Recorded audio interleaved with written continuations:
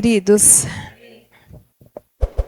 louvamos ao Senhor nessa noite, podermos estar aqui. Tenho certeza que muitos, assim como eu, estão cansados que ficou falando assim, ajuda, me ajude. Eu falei para a Shirley, Shirley, hoje eu combati o bom combate hoje. Porque tem dias, não é? Tem dias que é bem difícil. Mas quando a gente consegue chegar na casa do Senhor e dobrar os nossos joelhos e ouvir Deus falar conosco, meu Deus, vale a pena. Vale a pena mesmo cansado fisicamente, às vezes com os combates diários, mas vale a pena estar na casa do Senhor, amém? Eu quero compartilhar uma palavra no Evangelho do Senhor Jesus escrito por Lucas. Eu venho esses dias mastigando de vez em quando, de pouquinho em pouquinho essa palavra, e ela tem falado ao meu coração. E eu quero compartilhar com você. Lucas capítulo 2, texto até já mencionado aqui por um outro irmão, mas eu quero trazer esse texto ao nosso coração. Lucas 2, 25, que diz assim: Havia em Jerusalém um homem cujo nome era Simeão. E este homem era justo e temente a Deus, esperando a consolação de Israel. E o Espírito Santo estava sobre ele. E foi-lhe revelado pelo Espírito Santo que ele não morreria antes de ter visto o Cristo do Senhor. E pelo Espírito foi ao templo, e quando os pais trouxeram o menino Jesus para com ele procederem segundo o uso da lei, ele então o tomou em seus braços e louvou a Deus e disse: Agora, Senhor, despede em paz o teu servo, segundo a tua palavra, pois já os meus olhos viram a tua salvação, a qual tu preparaste perante a face de todos os povos, luz para iluminar as nações e para a glória de teu povo Israel. Aleluia. Irmãos, olhando para esse texto, nós não temos muitas informações sobre a vida de Simeão. Aliás, o único texto que fala sobre ele é o Evangelho de Lucas. Nós não temos outro texto que possa dizer e nos descrever acerca desse homem. Lucas vai fazer menção da vida dele, uma coisa bem breve, e é tudo que nós temos. Mas, na verdade, tudo que nós temos é o bastante. É o bastante que foi revelado. E é interessante porque, quando fala desse homem, ele tem algumas características que me chamam a atenção. O texto vai iniciar dizendo que ele morava em Jerusalém, mas que ele era um homem justo. E quando fala de justiça, nós estamos falando não da justiça nossa, não da justiça que nós aprendemos, não da justiça que está na lei humana. Porque Simeão, se nós formos adentrarmos dentro do Evangelho de Lucas, nós vamos entender que era um tempo de grande corrupção.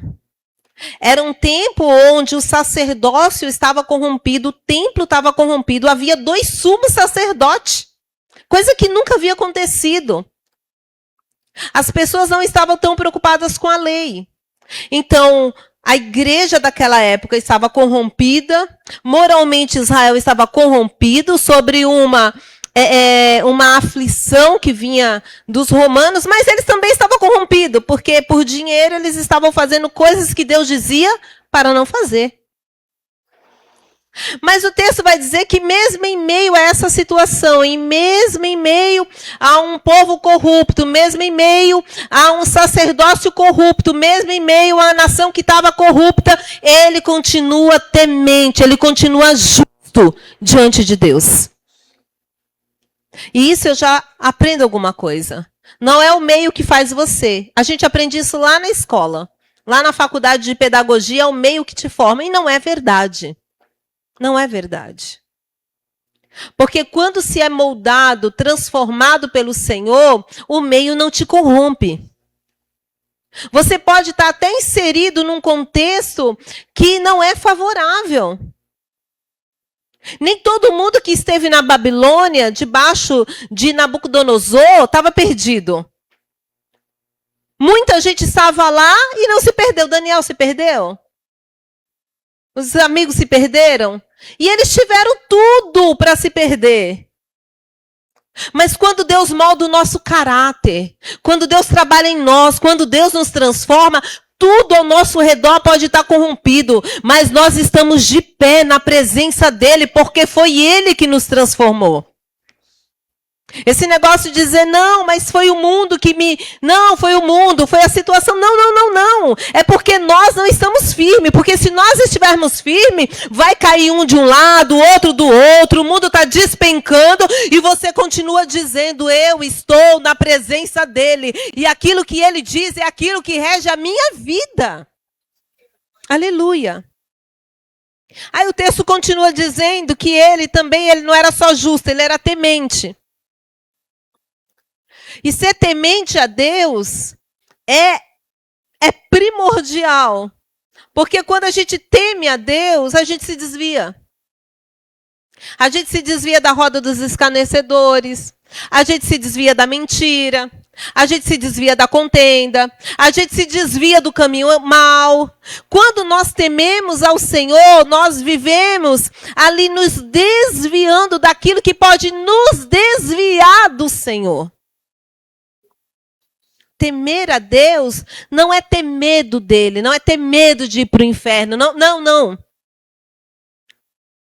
Eu acho que o maior temor que nós podemos ter é o temor de perder a presença dele.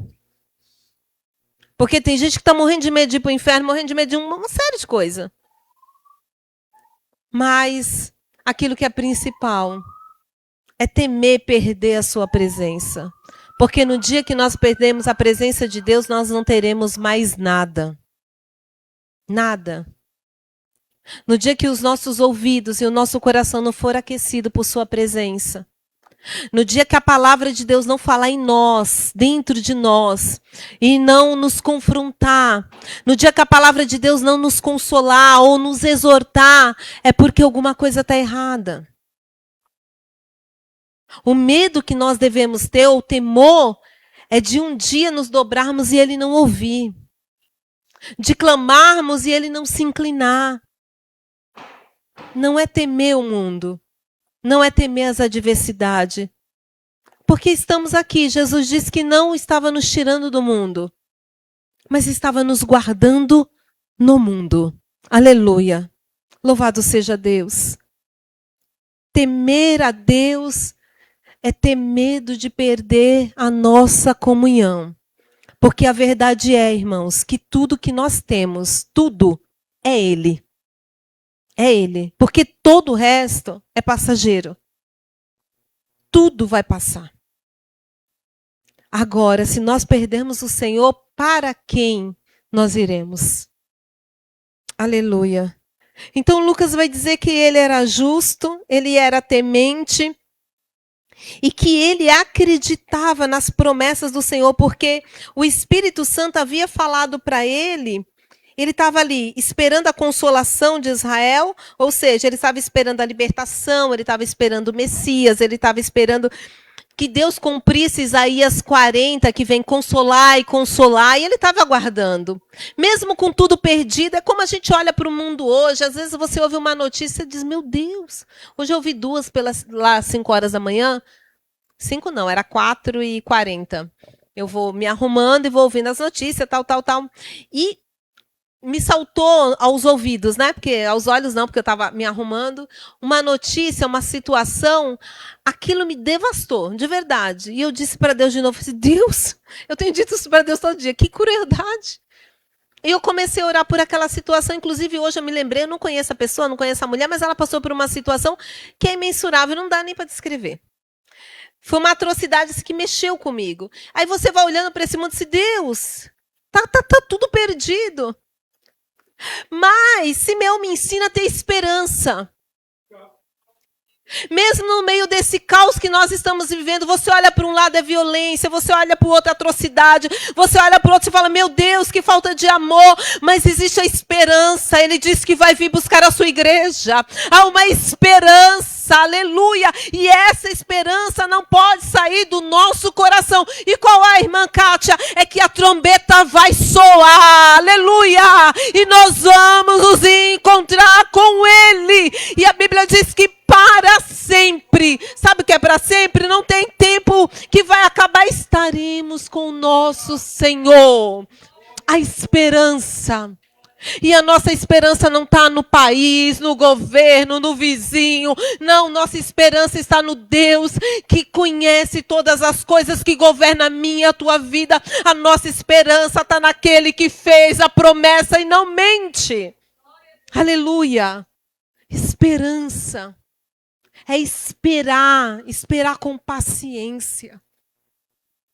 A Bíblia diz que ele recebe uma promessa e a promessa é que ele não ia morrer antes de abraçar, de ver, contemplar com os olhos dele aquilo que Deus havia prometido lá no Antigo Testamento. Você imagina? Eu entendo aqui pelo texto que ele era um homem já de idade. Porque quando ele toma Jesus nos braços, ele diz, Senhor, o Senhor pode me despedir em paz. Eu entendo. O texto não diz isso, mas me faz entender que ele estava com essa esperança há muito tempo. Ele estava aguardando. O coração dele continuava aquecido como no dia da promessa. O coração dele estava... Quem sabe em algum momento o joelho deu uma vacilada, quem nunca? Quem nunca em algum momento da sua vida disse, será que vai acontecer? Mas logo o Espírito Santo vem nos consolando dizendo, fui eu que falei, foi eu que prometi, foi eu que disse. E ele vem renovando a promessa e nós vamos aquecendo o nosso coração. E ele permaneceu na promessa. Como é que você tem lutado com as promessas? Como é que você tem lidado com a espera de Deus? Porque a gente vive num mundo que a gente quer, tudo para agora. Tá tão fácil, você quer comprar alguma coisa, você compra. E daqui a pouco chega e agora a gente já não quer nem esperar, né? A gente já procura um negócio que entregue no outro dia. E, se possível, entregue hoje. Não é assim? A gente quer tudo de imediato. Mas aí eu olho para o texto, eu vejo um homem me ensinando, Kátia, tenha paciência. Confie na promessa. Como é que você tem lidado? Como eu tenho lidado com as promessas? Será que é em reclamação ou em confiança? Será que muitas vezes chorando? Sim, porque nós temos isso. Às vezes a gente dobra o joelho e diz, Deus, está demorando, está isso, está aquilo. Mas aí logo o Espírito Santo diz, tem um tempo. Tem uma forma de trabalhar. E nós precisamos aprender a confiar, e confiança diz em descanso. Ele fez a promessa, ele é fiel, então eu vou descansar nele. Precisamos aprender a lidar com a espera. Porque o bem da verdade é que o nosso Deus não é o gênio da lâmpada, que a gente esfrega e ele sai, aí ele diz pra gente assim, sim, meu amo, o que você quer? Não, não, não. Salmo 23 diz que ele é Senhor. E ele pastoreia quem ele é Senhor. Primeiro ele é Senhor da minha vida, depois ele me pastoreia, depois ele me leva para o campo verdejante e ele me alimenta. Então eu preciso aprender a confiar nele. É fácil? Claro que não, irmãos. Não é fácil. Mas sabe, eu fico imaginando o Simeão orando, dizendo, Deus, não sei quanto tempo vai demorar, mas o Senhor me fez uma promessa. E essa promessa, Senhor, aquece a minha fé. Essa promessa aquece o meu coração diariamente. Senhor, o Senhor me prometeu que eu ia ver com os meus olhos aquilo que tu prometeste lá desde o Gênesis. No Gênesis 15, o Senhor disse que enviaria a restauração do teu povo. Eu estou aguardando.